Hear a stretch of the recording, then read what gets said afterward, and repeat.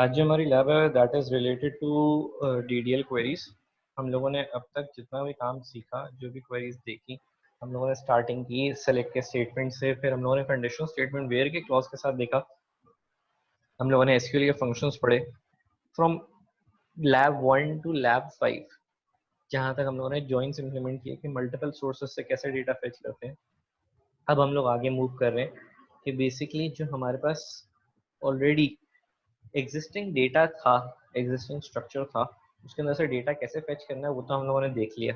शुरू की 5 लैब्स के अंदर जॉइंट्स भी इंप्लीमेंट करके देख लिए, कंडीशनल स्टेटमेंट्स भी इंप्लीमेंट करके देख ली, सारी चीज़ें देख ली। उसके साथ साथ अब हम आगे मूव कर रहे हैं और आगे हम लोग काम मूव कर रहे हैं कि हम लोग अपनी आइडेंटिटीज, मतलब अपनी एंटिटीज खुद से कैसे क्रिएट कर सकते हैं, अपना स्ट्रक्चर खुद से कैसे क्रिएट कर सकते हैं। तो to start with, अगर DDL queries की मैं बात करूँ तो there is only 3 things that you can do in life. You can either create if there is no existence, you can destroy what is already created, and the third thing is you can modify what is there existing, update कर सकते हैं। तो अगर DDL queries की मैं बात करूँ ना, तो हमारे पास 3 तरह की होती हैं, that is create a structure, update or alter in structure that is already existing, and the third thing is destroy that structure, that means drop that structure। ठीक है, 3 तरह की होती है हमारे पास DDL क्वेरीज, जो कि क्रिएट स्ट्रक्चर, क्रिएट यूज होता है कि नया स्ट्रक्चर मुझे कुछ क्रिएट करना है, मुझे इम्प्लीमेंट करना है कोई नया स्ट्रक्चर, तो मैं क्रिएट यूज करता हूँ। ऑल्टर मैं अपने एग्जिस्टिंग स्ट्रक्चर को मॉडिफाई करने के लिए यूज करता हूँ, और ड्रॉप मैं ऑब्जेक्ट या स्ट्रक्चर को डिस्ट्रॉय करने के लिए यूज करता हूँ। ठीक है, यहाँ तक की बात क्लियर है? बहुत सिंपल सी 3 डेफिनेशंस मैंने आपको बताई हैं। अच्छा, मूविंग फॉरवर्ड, अगर मैं आपसे क्रिएट टेबल की बात करूं, तो क्रिएट टेबल का मतलब ये हुआ कि भाई मेरे पास ऑलरेडी कोई एग्जिस्टिंग स्ट्रक्चर नहीं है, तो मैं टेबल को क्रिएट करना चाहता हूँ। टेबल क्रिएशन के अंदर अगर मैं आपको एसक्यूएल प्लस के अंदर दिखाऊं तो मेरे पास क्या चीज़ें थी। अगर मैं एक एग्जिस्टिंग स्ट्रक्चर में दिखाता हूँ आपको, तो मेरे पास जो एंटिटी है दैट इज EMP, मैं उसको डिस्क्राइब करके आपको बताता हूँ कि किस तरह से है।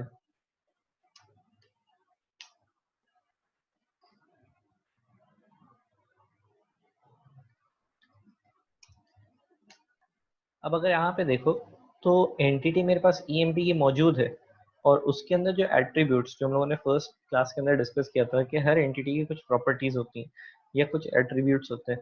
तो यहाँ पे EMP एक कौन सा एट्रीब्यूट है? एम्प्लॉय नंबर है, एम्प्लॉय नेम है, जॉब है, मैनेजर है, हायर डेट है, salary, commission, department number. On the other hand अगर राइट साइड पे देखो तो हर एट्रीब्यूट की एक डेटा टाइप गिवन है आपके पास। एम्प्लॉय नंबर किस टाइप का होगा, एम्प्लॉय नेम किस टाइप का है, जॉब किस टाइप की है। अगर आप उसके साथ साथ देखो तो एक लेंथ गिवन है कि हर डेटा टाइप के साथ उसकी एसोसिएटेड लेंथ गिवन है कि ये इसमें कितने कैरेक्टर्स, ये इसमें कितने नंबर ऑफ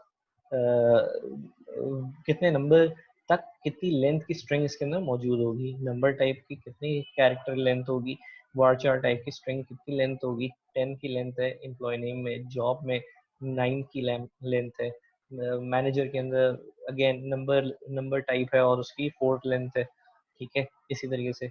अच्छा, अगर आप देखो तो एम्प्लॉय नंबर और मैनेजर की सेम लेंथ है, ये कोइंसिडेंस नहीं है कि 4 और 4 है।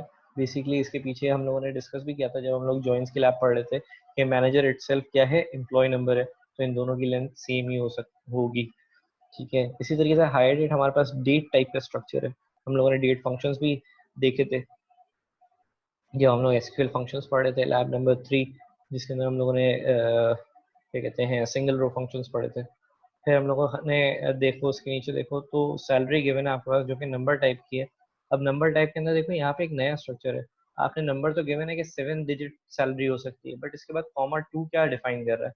कॉमा 2 ये डिफाइन कर रहा है कि आपकी सैलरी डेसिमल डिजिट्स के अंदर कितनी जा सकती है। लेट सपोज आपकी सैलरी अगर यहाँ पे पाकिस्तान में, तो क्योंकि अब उसका खत्म हो चुका है, सेंट्स खत्म हो चुके हैं या पैसास खत्म हो चुके हैं, 25 पैसास पहले सिक्के होते थे, मतलब हमारे वक्त में, मतलब मैं भी जब छोटा था तब 25 सेंट्स होते थे, फिर 50 पैसे का सिक्का था, इसके बाद 1 रुपया था, 8 आने और फिर जो है क्या कहते हैं 1 रुपया था। फॉर दैट पर्पस जो डेसिमल डिजिट्स है वो हमारे पास गिवन है, दैट इज हमारे पास 2 डिजिट डेसिमल सैलरी जा सकती है, that means 180 and 50 cents, $180 and 50 cents. ठीक है, इस तरह से भी हो सकता है। मैं एक अज्यूमेबल यानी कि एक सपोजिटली एक बात कह रहा हूँ, ठीक है, कि इंटीजर पॉइंट भी है और उसके साथ साथ उसका डेसिमल पार्ट या फ्लोटिंग नंबर्स भी हमारे पास मौजूद हैं। इसी तरीके से डिपार्टमेंट नंबर अगर आप देखो तो वो 2 डिजिट की लेंथ पर है। अगर मैं क्रिएट करना चाहता हूँ कोई स्ट्रक्चर, अच्छा एक चीज जो इसके अंदर आपको नजर आ रही है और हमने डिस्कस नहीं की है, मैं दोबारा से डिस्कस कर लेता हूँ। नल क्वेश्चन मार्क, अगर एम्प्लॉय नंबर को देखो तो वो एक ऐसा एट्रीब्यूट है जो कि नॉट नल है। सही है। नॉट नल का क्या मतलब है कि एम्प्लॉय नंबर एक ऐसा एट्रीब्यूट है जो कभी भी नल नहीं हो सकता। आप लोग कभी फॉर्म्स फिल करते हो इंटरनेट के ऊपर या ईमेल आईडीज वगैरह क्रिएट कर रहे हो तो कुछ चीज़ें रिक्वायर्ड फील्ड्स होती हैं जिसको अगर फिल ना करो तो फॉर्म आगे प्रोसीड नहीं करता। जैसे कि आपका ईमेल एड्रेस अगर आप क्रिएट करो तो वो फर्स्ट नेम जरूर मांगता है, लास्ट नेम जरूर मांगता है। मिडिल नेम को आप स्किप कर सकते हो, लेकिन फर्स्ट और लास्ट नेम वो आपसे क्या कहते हैं रिक्वायर्ड फील्ड होती है, उसके बगैर वो आगे नहीं जाता। इसी तरीके से और बहुत सारी चीज़ें ऐसी होती हैं जो कि रिक्वायर्ड फील्ड होती है, लेकिन हम लोगों को उसको फिल करना ज़रूरी होता है, उसके बगैर हमारा फॉर्म आगे प्रोसीड नहीं करता। तो दैट इज़ द थिंग। हमें ये पता है कि एम्प्लॉय नंबर यहाँ पर प्राइमरी की है। कीज़ कंस्ट्रेंट्स जो है वो हम लोग नेक्स्ट लैब के अंदर पढ़ेंगे, इसलिए मैं अभी यहाँ पे डिस्कस नहीं कर रहा। मंडे वाले दिन हम लोग नेक्स्ट लैब के अंदर कंस्ट्रेंट्स पढ़ेंगे, तो हम लोग उसको फॉलो अप रखेंगे कि कौन सी कीज़ होती हैं, कौन से कंस्ट्रेंट्स होते हैं, उसकी वजह से क्या प्रॉपर्टीज होती हैं। सिर्फ एक ओवरव्यू के तौर पे दे रहा हूँ ताकि हम लोग, क्योंकि यहाँ पे क्रिएट करेंगे तो आप लोग बिल्कुल ब्लैंक ना हो, मैं इसलिए बता रहा हूँ आपको।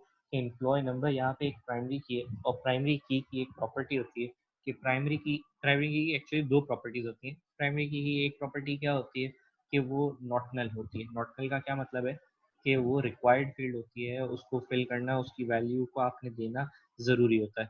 सेकेंडली वो यूनिक होती है, मतलब कि वो नॉन रिपीटेटिव डेटा अपने पास स्टोर करती है। एक ऐसा नहीं हो सकता एक 2 एम्प्लॉयज़ का सेम एम्प्लॉय नंबर हो। लॉजिकली भी ये बात हमारे पास समझ में नहीं आती कि एक ही 2 अलग अलग एम्प्लॉयज़ हैं और उनका एम्प्लॉय नंबर सेम कैसे हो सकता है। ठीक है, तो इस तरीके से हम लोग को इस तरीके से कि प्राइमरी की भी ये प्रॉपर्टी होती है कि वो रिपीटेटिव डेटा स्टोर नहीं कर सकती। अच्छा, इसकी एक और एग्जांपल देता हूँ प्राइमरी की। हम लोग डिटेल के अंदर कंस्ट्रेंट्स की जब लैब अगली कर रहे होंगे, लैब नंबर 7, तो उसके अंदर भी देख लेंगे। लेकिन अगर आप देखो तो आपके पास फ़ोन नंबर जो होता है, फ़ोन नंबर बहुत सारी जगहों के ऊपर, जैसे फूड पांडा है, वहाँ पे फ़ोन नंबर आपको देना ज़रूरी होता है क्योंकि वो आपसे कॉन्टैक्ट करता है। और ऐसा नहीं हो सकता कि एक फ़ोन नंबर 2 लोगों के पास हो। ठीक है, अगर आपका पीटीसीएल नंबर है तो वो सिर्फ आपका पीटीसीएल नंबर होगा। ऐसा नहीं हो सकता कि वो 2 लोगों का पीटीसीएल नंबर हो। ठीक है,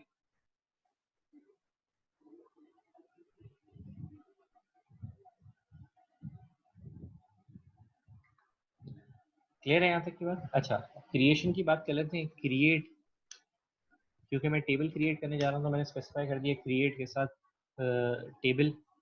क्रिएट टेबल, टेबल का नाम लेट सपोज मैं कहता हूँ टेस्ट,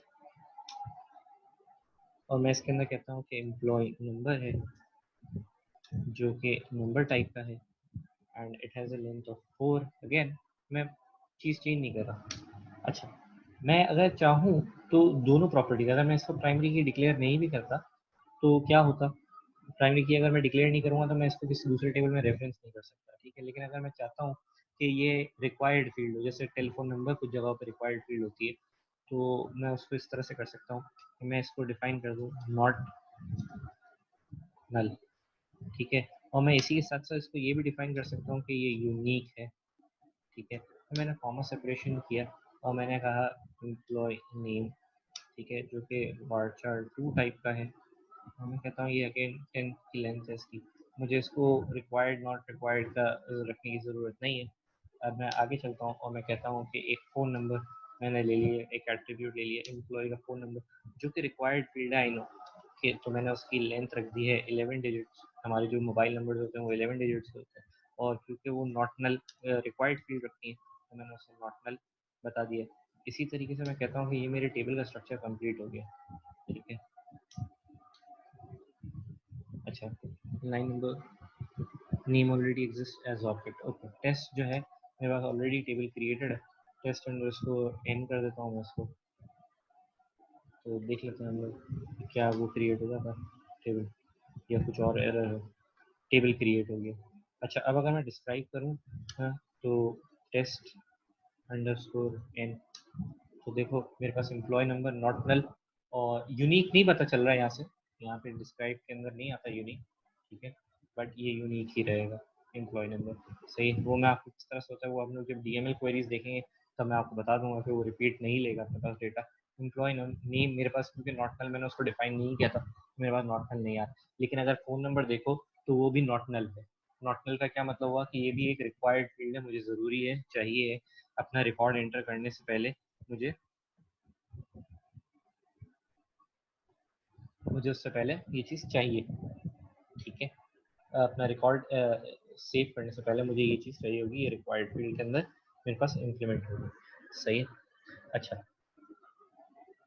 फर्दर मोर अगर मैं चाहता हूँ, लेट सपोज कि मैंने ये स्ट्रक्चर जब मैंने अपनी क्या कहते हैं ऑर्गेनाइजेशन बिल्ड की थी तब सब एम्प्लॉयज़ मेरे पास अलग अलग डिपार्टमेंट से अंदर एम्प्लॉयज़ नहीं थे, लेकिन मूविंग फॉरवर्ड मुझे आगे ज़रूरत पड़ती चली गई कि भाई मैं अपने जो है एम्प्लॉयज़ को सेग्रीगेट करूँ, मैं अपना अकाउंट्स का डिपार्टमेंट एक अलग डिफाइन करूँ और मैं इसी तरीके से अपना प्रोडक्शन का डिपार्टमेंट अलग से रखूँ और इसी तरीके से जो है तमाम चीज़ें चलाऊँ। तो मैं डिपार्टमेंट नंबर को एक इंटीग्रेट करना चाह रहा हूँ इसी स्ट्रक्चर के अंदर। अब एग्जिस्टिंग स्ट्रक्चर है तो मैं उसके साथ किस तरह से चेंज कर सकता हूँ। अब एक स्ट्रक्चर ऑलरेडी मौजूद है, मैं ये तो नहीं कर सकता ना कि मैं दोबारा से नया डेटाबेस क्रिएट करूँ या मतलब नया स्ट्रक्चर क्रिएट करूँ, क्योंकि इसके अंदर जो मेरे पास एम्प्लॉयज़ का डेटा मौजूद है मैं उसको क्या करूँगा, वो मैं वेस्ट तो नहीं कर सकता।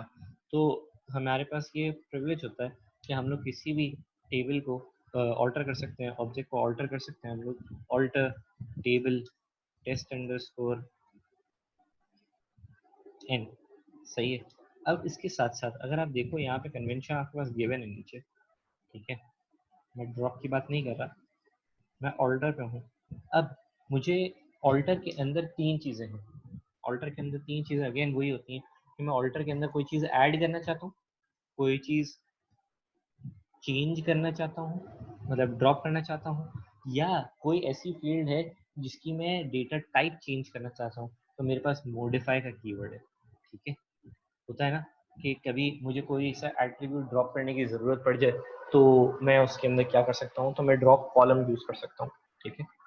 सेकेंडली, अगर कोई जैसे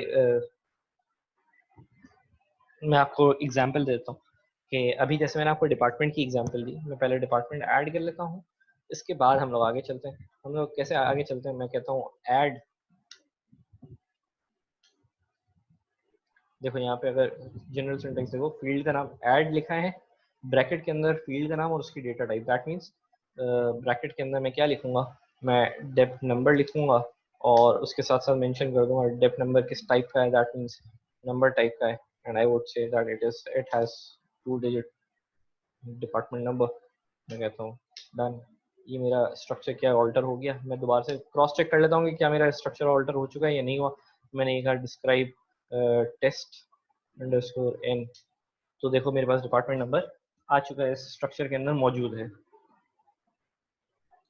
लेट सपोज मेरे पास स्ट्रक्चर के अंदर मैं दो तीन चीज़ें और ऐड कर लेता हूँ। अगेन मैं जो है क्या करता हूँ, ऑल्टर करता हूँ, मैं इसके अंदर सैलरी भी ऐड कर देता हूँ एंड दैट इज 7 डिजिट्स, और मैं कहता हूँ कि कमीशन बेस्ड एम्प्लॉयज भी हैं। सही है।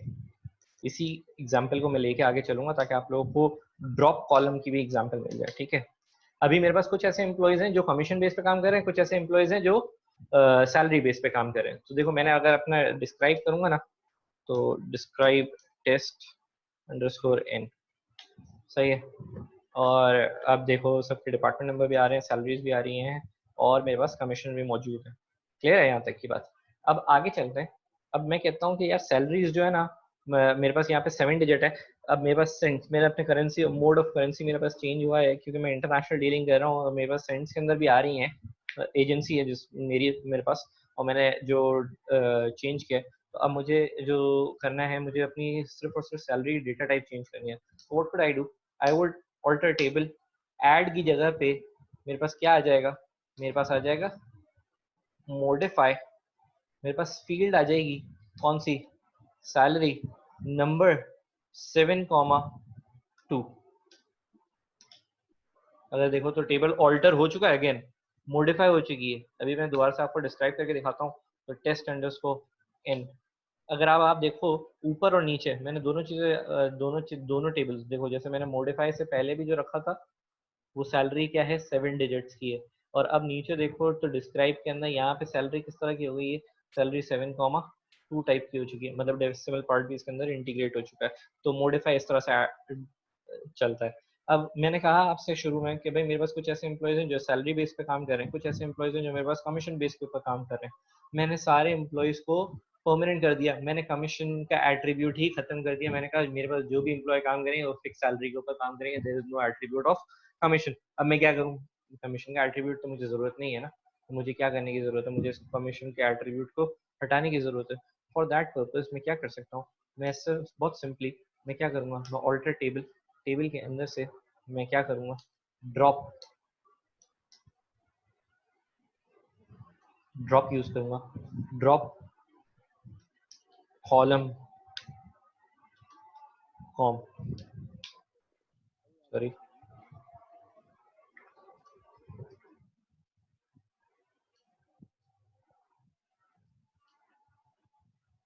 कॉलम की स्पेलिंग मैंने गलत लिखी हुई है। Alter table COLUMN।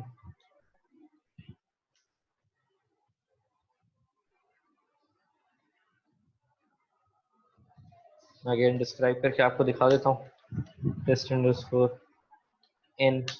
अब देखो मेरे पास कमीशन का एट्रीब्यूट जा चुका है।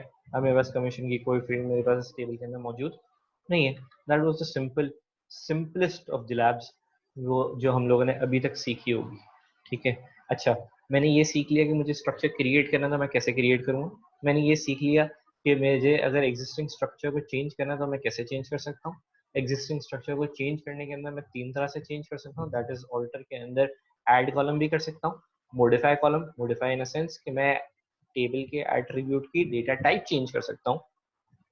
सेकेंडली, अच्छा डेटा टाइप चेंज करने से पहले एक चीज का ख्याल रखना होता है कि डेटा टाइप में चेंज तो कर दूं भले ही, लेकिन जो एग्जिस्टिंग डेटा उसके अंदर मौजूद है वो ऐसा ना हो कि आप उसको ऐसी टाइप के अंदर चेंज कर दो, जैसे वार्चार टाइप आप न्यूमेरिक में चेंज कर दोगे तो डेटा कंपैटिबिलिटी नहीं आएगी। तो कोशिश करना है कि ऐसी टाइप के अंदर चेंज करो जिसके अंदर डेटा लॉस ना हो। मतलब कि अगर आप सैलरी को यहाँ पे अभी डेसिमल पार्ट के अंदर है और उसके बाद अगर आप कर दोगे उसके अंदर इंटीजर पार्ट के अंदर कर दोगे तो डेफिनेटली उसका जो डेसिमल पार्ट होगा वो ड्रॉप ऑफ हो जाएगा, तो हमारे पास इंफॉर्मेशन लॉस हो सकती है। तो कंपैटिबिलिटी को चेंज देखते हुए, कंपैटिबिलिटी दोनों डेटा टाइप्स की कंपैटिबिलिटी को देखते हुए हम लोग मॉडिफाई करते हैं डेटा टाइप्स। ठीक है। अच्छा, थर्डली मैंने स्ट्रक्चर को क्रिएट किया, मैंने स्ट्रक्चर को क्या कहते हैं ऑल्टर करके देख लिया, मतलब मॉडिफाई करके देख लिया, चेंज करके देख लिया, चेंज करने के डिफरेंट टाइप्स मैंने देख लिए। अब द लास्ट थिंग इज कि मैं टेबल को डिस्ट्रॉय, स्ट्रक्चर को डिस्ट्रॉय कर सकूं। डीडीएल क्वेरीज हमारे पास स्ट्रक्चर लेवल के ऊपर काम कर रही होती है, ये चीज याद रखिएगा। DDL data definition language is totally considered or concerned with the object level in your SQL। ठीक है। DDL क्वेरीज आपके ऑब्जेक्ट लेवल के ऊपर काम कर रही होती हैं। तो नाउ मूविंग फॉरवर्ड, अगर मुझे ड्रॉप करना है तो लेट्स सपोज मैं ड्रॉप कैसे कर सकता हूँ। ड्रॉप टेबल के ऊपर मैं ड्रॉप कर रहा हूँ तो मुझे डिफाइन करना जरूरी है, स्पेसिफाई करना जरूरी है कि मैं टेबल को ड्रॉप करना चाहता हूँ। मैं ड्रॉप टेबल, टेबल का नाम let's say test underscore N, तो मेरे पास टेबल ड्रॉप हो जाएगा। इसके बाद मैं अगर इसको डिस्क्राइब करने की कोशिश करूँगा, देखो टेबल ड्रॉप हो चुका है। अब अगर मैं डिस्क्राइब करने की कोशिश करूँगा तो कहेगा कि भाई मेरे पास ऐसा टेबल मौजूद ही नहीं है।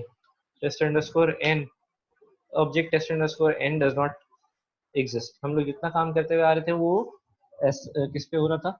वो हमारे पास टेस्ट अंडरस्कोर एन के ऊपर हो रहा था। सही है। अच्छा, ये तो बात हो गई कि सिंपली मैंने स्ट्रक्चर को क्रिएट अपनी मर्जी से अपने हिसाब से क्रिएट कर लिया। एक और चीज होती है, अगर मुझे रेप्लिका क्रिएट करना है, एक स्ट्रक्चर मुझे क्रिएट करना है, लेकिन वो एज इट इज ऐसा ही होना चाहिए जो मेरे पास ऑलरेडी एग्जिस्टिंग स्ट्रक्चर है। जैसे हमें कभी कभार लॉग्स वगैरह क्रिएट करते हुए एग्जिस्टिंग स्ट्रक्चर को ही यूज करना होता है, तो मैं पूरा का पूरा स्ट्रक्चर खुद से डिफाइन करूँ, उससे बेहतर ये होता है कि मैं उसका रेप्लिका जनरेट करवा लूँ। रेप्लिका कैसे जनरेट होता है, मैं कहता हूँ create table replica underscore emp। अब मैं यहाँ पे डिफाइन करूंगा एज का मतलब किस जैसा, हमारे पास ये कीवर्ड है, और मैं यहाँ पे सब क्वेरी डिफाइन कर देता हूँ, सेलेक्ट स्टैटिक फ्रॉम emp। सही है, बहुत सिंपल सी चीज है। मैंने क्या किया, मैंने टेबल का रेप्लिका क्रिएट किया है, एक टेबल का नाम दे दिया रेप्लिका अंडरस्कोर emp, जरूरी नहीं आप कुछ भी नाम दे सकते हो। इसी तरीके से मैंने क्या कहा, मैंने कहा किस जैसा मुझे रेप्लिका कैसा क्रिएट करना है, मुझे एम्प्लॉय जैसा रेप्लिका क्रिएट करना है, मैंने कहा सब कुछ जैसा एम्प्लॉय के अंदर है वैसा क्रिएट कर दो। ठीक है, नो कंडीशन नथिंग, जैसा है वैसा क्रिएट कर दो। अब अगर मैं सेलेक्ट करूंगा ना, डिस्क्राइब करता हूँ, लेट्स डिस्क्राइब emp, मैं पहले emp को डिस्क्राइब कर रहा हूँ और फिर मैं डिस्क्राइब कर रहा हूँ रेप्लिका अंडरस्कोर emp। अगर आप देखो तो दोनों चीजें आपको सेम नजर आ रही हैं, दोनों चीजें आपको सेम नजर आएंगी एज इट इज। अभी अगर मैं कहता हूँ select static from replica underscore from replica underscore emp, तो देखो वही same records, sorry, select line size 100, और अब देखो मेरे पास वही 14 रोज रिटर्न हो रही है जो मेरे पास emp के टेबल में मौजूद थी। सही है सर, ये रेप्लिका कीवर्ड नहीं बेटा, रेप्लिका कीवर्ड नहीं है, रेप्लिका सिर्फ और सिर्फ मैंने अपनी अंडरस्टैंडिंग के लिए रखा रेप्लिका, ताकि आप लोग ये स्पेसिफाई कर सको, अलग डिफरेंशिएट कर सको कि एम्प्लॉय का टेबल एग्जिस्टिंग जो था वो कौन सा है और रेप्लिका कौन सा है। तो रेप्लिका मैंने इसलिए लिखा है ताकि हमारे पास अंडरस्टैंडिंग डेवलप हो सके कि मैंने इसका रेप्लिका क्रिएट किया। अगर आप नहीं लिखना चाहो तो कोई मसला नहीं है, कोई भी नाम से आप क्रिएट कर सकते हो टेबल, उसके कोई मसला नहीं है। ठीक है, रेप्लिका का मतलब ये, रेप्लिका मैंने जो नीचे सब क्वेरी लिखी हुई थी सेलेक्ट स्टैटिक फ्रॉम emp, उसकी वजह से रेप्लिका क्रिएट हुआ है। ठीक है, अच्छा, ये तो चीज इस तरीके से रेप्लिका क्रिएट हो गया ना कि मैंने पूरा का पूरा स्ट्रक्चर भी कॉपी कर लिया और उसके साथ साथ डेटा भी कॉपी कर लिया। कभी कभार ऐसी भी जरूरत होती है कि मुझे सिर्फ और सिर्फ स्ट्रक्चर चाहिए बट डेटा नहीं चाहिए, तो मैं उसके लिए क्या कर सकता हूँ, मुझे सिर्फ और सिर्फ एक चीज एडिशनल रखने की जरूरत होती है। क्या चीज होती है, वो ये है, मैं क्रिएट करूँ रेप्लिका अंडरस्कोर emp2। ठीक है, अब मैं कहता हूँ, चलो आपने अभी पूछा ना कि रेप्लिका जरूरी तो नहीं है, रेप्लिका कीवर्ड तो नहीं है, मैं आपको बता देता हूँ, मैं दोबारा से क्रिएट कर रहा हूँ as select static from emp। अच्छा, अभी जब मैंने सेलेक्ट स्टैटिक फ्रॉम emp किया तो उसने क्या किया, पूरा का पूरा स्ट्रक्चर भी कॉपी किया एज इट इज और उसके साथ उसका डेटा भी ले आया। अब फॉर द टाइम बिंग मेरे पास रिक्वायरमेंट ये है कि भाई मुझे एम्प्लॉय का डेटा नहीं चाहिए, सिर्फ और सिर्फ उसका स्ट्रक्चर रेप्लिकेट करना है, सिर्फ और सिर्फ उसका स्ट्रक्चर मुझे कॉपी करना है। तो मैं क्या करूंगा, मैं सिर्फ एक ऐसी कंडीशन लेके चलूंगा कि जो हमेशा फॉल्स प्रूव हो, वेयर 1 = 2, ऐसी नलिफाइड कंडीशन लेके चलूंगा जो कभी भी ट्रू पॉसिबल ना हो। 1 कभी भी दुनिया के अंदर प्रूफ नहीं हो सकता कि 1 = 2 ट्रू, 2 = ट्रू। ठीक है, 1 = 2 2 कभी भी नहीं हो सकता, ये हमेशा फॉल्स ही होगी। अब ये इंप्लीमेंट कैसे होती है, जैसे ये जो कंडीशन है ना, ये बेसिकली इस रो के ऊपर जाएगी, फर्स्ट रो के ऊपर जाएगी और उसके ऊपर चेक करेगा कि क्या यहाँ पे अगर मैं 1 = 2 को इक्वेट करूं तो क्या 1 = 2 ट्रू प्रूफ होगा, नहीं होगा, तो ये इसको कॉपी नहीं करेगा। इसी तरीके से फिर ये दूसरे रिकॉर्ड के ऊपर जाएगा और दोबारा से यही कंडीशन इंप्लीमेंट करेगा 1 = 2, तो ये दोबारा से फॉल्स हो जाएगी, ये वाला रिकॉर्ड भी कॉपी नहीं करेगा। इसी तरीके से हर रिकॉर्ड के ऊपर जाएगा, 1 = 2 को प्रूफ करने की कोशिश करेगा कि क्या ये ट्रू होता है या नहीं होता। अगर फॉल्स है तो वो उसको कॉपी नहीं करेगा, अगर ट्रू होगा तो वो उसको अपने साथ कॉपी कर लेगा। हमें पता है कि 1 = 2 प्रूफ कभी भी नहीं हो सकता ट्रू, इसलिए हम लोगों ने ऐसी कंडीशन मेंशन की। अब अगर मैं इसके साथ क्रिएट करूंगा ना अपना, तो देखो टेबल क्रिएट हो गया, मैं डिस्क्राइब भी कर देता हूँ, डिस्क्राइब emp2। ठीक है, और डिस्क्राइब emp। अच्छा, हमाम आपका जवाब भी आपको मिल गया होगा कि रेप्लिका कोई कीवर्ड नहीं है। अभी देखो एम्प्लॉय 2 और एम्प्लॉय दोनों के दोनों सेम है।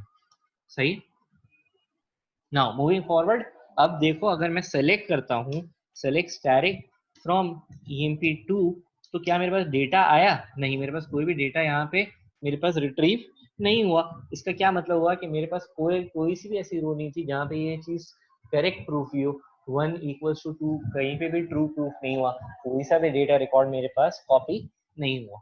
ठीक है, यहाँ तक की सारी चीजें, इसमें से किसी को कोई प्रॉब्लम आज की लैब में से जिसमें हम लोगों ने ड्रॉप, अच्छा ड्रॉप ऑब्जेक्ट लेवल अभी तक ड्रॉप करके हम लोगों ने देखा था, अभी मैं दोबारा से दिखा देता हूँ। ड्रॉप टेबल emp2, ये टेबल ड्रॉप हो गया। Select static from emp2, table और व्यू डज नॉट एग्जिस्ट। इसी तरीके से मैं दोबारा से ड्रॉप करता हूँ, ड्रॉप टेबल। अच्छा, अगर मैं टेबल स्पेसिफाई नहीं करूँगा ना तो इसको नहीं पता कि मैं क्या ड्रॉप करना चाहता हूँ। तो फॉर दैट पर्पज हम लोगों को ये बताना ज़रूरी है कि भाई क्या drop, invalid drop option invalid इसलिए आ रहा है, ड्रॉप तो सही है, हो सकता है। अच्छा, टेबल का नाम भी अभी तक जो है ना क्या कहते हैं सही है, हम लोग अज्यूम कर रहे हैं कि टेबल का नाम भी सही है। इनवैलिड ऑप्शन इसलिए है क्योंकि उसको ये नहीं पता कि ड्रॉप किस तरह से चल रहा है। एक मिनट हमाम बेटा, मैं आपको जवाब देता हूँ क्वेरीज का, पहले ये देख लो। तो मैंने यहाँ पे ड्रॉप टेबल, अगर नाम गलत होगा तो क्या होगा, टेबल और व्यू डज नॉट एग्जिस्ट। ठीक है, अब मैंने क्या कहा, now table is drop, select static from replica underscore emp, sorry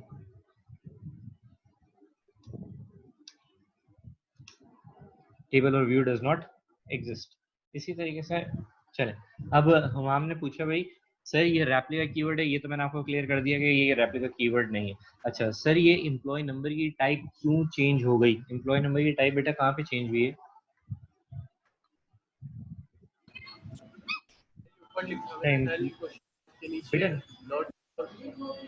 अच्छा, टाइप चेंज नहीं हुई, उसके एट्रीब्यूट का कंस्ट्रेंट चेंज हो गया। ऊपर हम लोगों ने जब क्रिएट किया था, एम्प्लॉय जब क्रिएट हुआ था तो वो प्राइमरी की है क्योंकि वहां पर तो हमारे पास क्या कहते हैं वो नॉट नल है एम्प्लॉय नंबर। ठीक है, एम्प्लॉय नंबर वहाँ पे क्योंकि प्राइमरी की है इस वजह से वो यहाँ पे नॉट नल शो कर रहा है। मैंने जब स्ट्रक्चर को रेप्लिकेट किया तो उसके साथ उसके कंस्ट्रेंट्स रेप्लिकेट नहीं होते। To implement the constraints you have to alter that existing structure. हम लोग जब नेक्स्ट लैब पढ़ेंगे कंस्ट्रेंट्स की तो मैं आपको इसमें क्लियरली बताऊंगा कि जब हम लोग रेप्लिकेट करते हैं तो हमारे पास कंस्ट्रेंट्स कॉपी नहीं होते। ठीक है, हमारे पास रिलेशनशिप्स नहीं होते टेबल्स के बीच में जब हम लोग रेप्लिकेशन परफॉर्म कर रहे होते हैं। ठीक है, क्लियर है? तो हमारे पास यहाँ पे नॉट नल नहीं आ रहा। यहाँ तक की बात क्लियर है?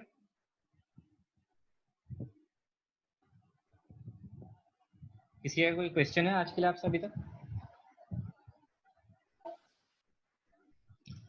होपफुली बहुत आसान सी लैब है तो आप लोगों का क्वेश्चन नहीं होगा क्योंकि बहुत सारे लोगों की लाइट्स वगैरह का इशू है। तो मैं क्या कहते हैं यहीं पे एंड करूँगा। आप लोगों की आज की ये वाली लैब भी अपलोड हो जाएगी शाम तक और आप लोगों को एलएमएस के ऊपर ही ये चीज़ मंडे तक सबमिट करानी होगी। क्लियर है?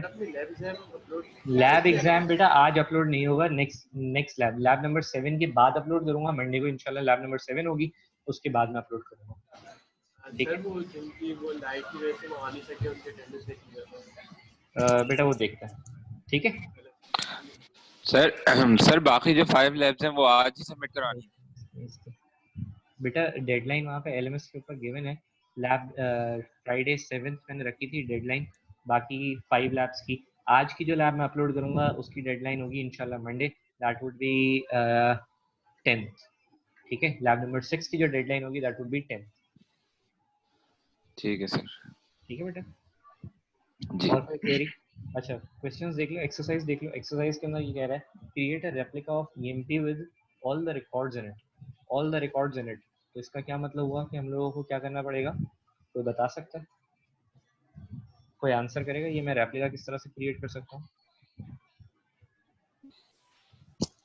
सर क्रिएट टेबल, टेबल का नाम और टेबल का नाम, और फिर sir as select all from EMP.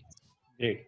अच्छा, अगर मुझे एड्रेस को ऐड करना होगा तो मैं ऑल्टर कर सकता हूँ, ड्रॉप हमने पढ़ा है ये सारी चीज़ें। अच्छा, नीचे क्वेश्चन नंबर 6 के अंदर ना आप लोगों को एक गिवन है कि कौन सी एंटिटी आपने क्रिएट करनी है और उसके साथ साथ उसकी डेटा टाइप्स पे गिवन है। इंटीजर का मतलब न्यूमेरिक है,